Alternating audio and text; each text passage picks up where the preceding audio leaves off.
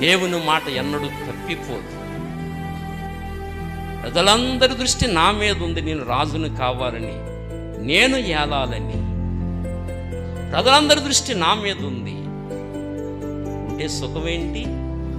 దేవుని దృష్టి ఎవరి మీద ఉంది? సొలొమోను. ఆ వాక్కు పలికించాడు దేవుడు, నీ కొడుకు సొలొమోను రాజు అవుతాడని. కనుక అందరి దృష్టి అతని మీద ఉన్న నెరవేరదు. లోకమంతా ఒకటైన నెరవేరదు ఎప్పుడూ కూడా. దేవుని వాక్య నెరవేరుతుంది ఎప్పుడైనా సరే.